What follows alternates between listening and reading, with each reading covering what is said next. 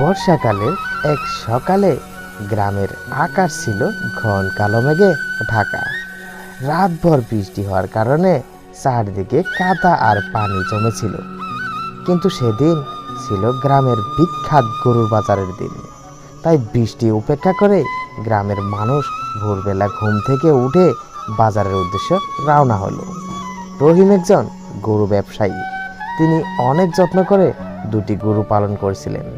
ঈদের আগে ভালো দামে বিক্রি করার আশায় তিনি গরু দুটিকে নিয়ে বাজারে যাচ্ছিলেন।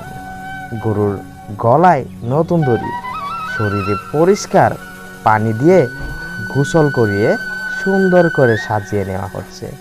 রহিমের ছেলে করিমও বাবার সঙ্গে বাজারে গেল। বাজারে পৌঁছে তারা দেখল চারদিকে মানুষের ভিড়। কেউ গরু কিনতে এসেছে, কেউ গরু বিক্রি করতে এসেছে। বৃষ্টির কারণে বাজারের মাঠ কাদায় ভরে গিয়েছে। মানুষ সাবধানে হাঁটছে, কারণ একটু অসাবধান হলে পিছলে পড়ে যাওয়ার সম্ভাবনা রয়েছে। গরুর ডাক, মানুষের কথাবার্তা আর বেচা কিনার আওয়াজে পুরো বাজার মুখর হয়ে উঠছে। বিভিন্ন গ্রামের কৃষকেরা তাদের গরু নিয়ে এসেছে। কোথাও বড় ষাঁড়, কোথাও ছোট্ট বাছুর, আবার কোথাও দুধের গাভী দেখা যাচ্ছে। ক্রেতারা কয়েকটি গরু ভালোভাবে দেখে দাম জিজ্ঞেস করছে। রহিম তার গরু দুটিকে একটি ভালো জায়গায় দাঁড় করালেন। কিছুক্ষণ পর কয়েকজন ক্রেতা এসে গরু দেখতে শুরু করলো। তারা গরুর দাঁত, শরীরের গঠন এবং স্বাস্থ্য পরীক্ষা করলো। তারপর দাম নিয়ে দর কষাকষি শুরু করলো।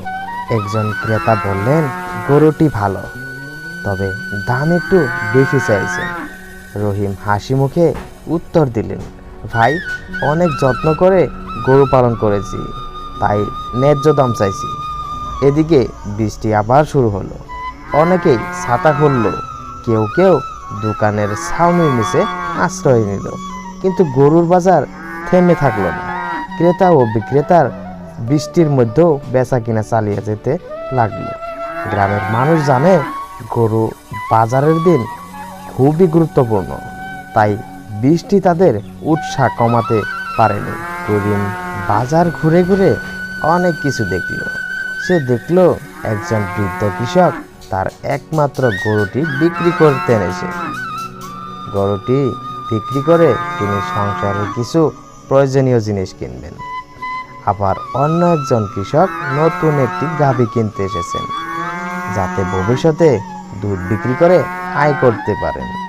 দুপুরের দিকে বৃষ্টি কিছুটা কমে এলো। তখন বাজারে মানুষের ভিড় আরো বেড়ে গেল।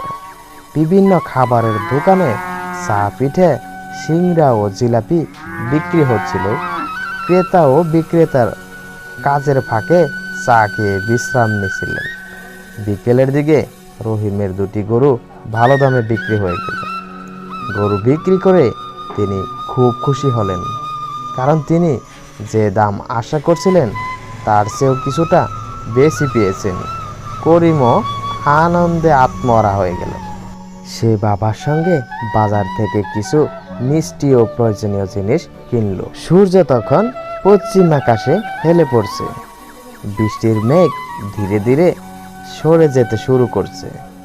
বাজারও ধীরে ধীরে ফাঁকা হয়ে যাচ্ছে। মানুষ তাদের কেনা গরু নিয়ে বাড়ির পথে রওনা দিচ্ছে।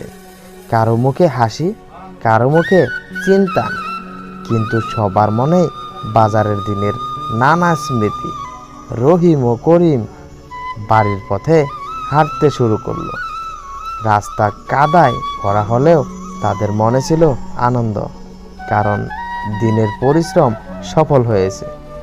বাড়ি ফিরে রহিম পরিবারের সবাইকে বাজারের গল্প শোনালেন। সবাই তার সাফল্য খুশি হলো। বর্ষার দিনে গরুর বাজার শুধু কেনা বেচার স্থান নয়, এটি গ্রামের মানুষের মিলন মেলা।